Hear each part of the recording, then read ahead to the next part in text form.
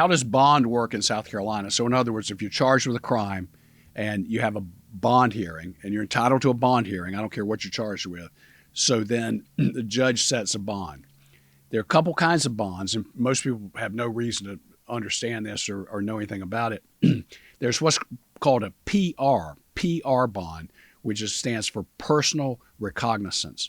In some jurisdictions, they call it an OR bond, which means your own recognizance.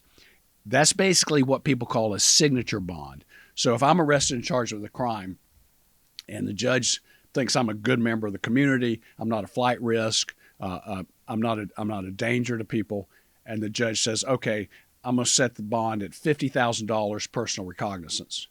So the news reports that I got a $50,000 bond. But all I had to do was they hand me a piece of paper in the jail and I sign my name saying that I'm responsible to basically pay the state $50,000 if I flee and abscond. And that's just all a legal fiction. I've never heard of anybody in South Carolina paying their own bond on a PR bond. Now, at the same time, people have PR bonds that are not likely to violate the conditions of bond. So that's a PR bond. That's good. That's what we're always trying to get.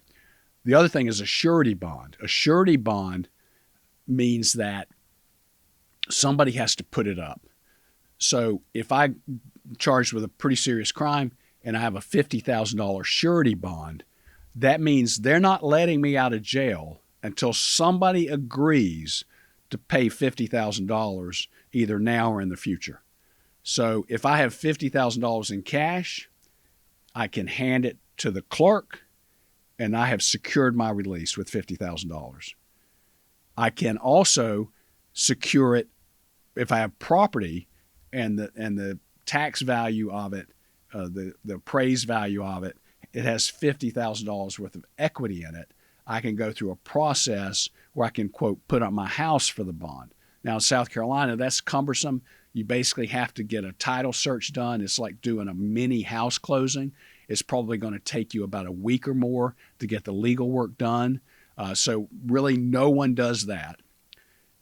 The other alternative is that you go to like a bonding company, so a bail bondsman, a bail bonding company. And what they are is they're basically insurance agents. They're saying that if you pay me a premium, I will agree to pay the bond if you abscond. In other words, if you flee the jurisdiction and then they say, okay, I'll pay the $50,000 for you. So that's what they're going to do. Now, in general, they're going to charge you about 10%. So your $50,000 bond, you pay them $5,000. They become responsible for the $50,000 bond. Now, they're not generally going to pay the bond if you abscond, because what they're going to do is they're going to track you down, find you, handcuff you, put you in a van or something, and drag you back to the jail and turn you in so they don't have to pay. So 10%, legally they can't charge more than 15%. Most charge 10%, some charge less. But in those situations, you pay that money, they take the responsibility of the bond, and then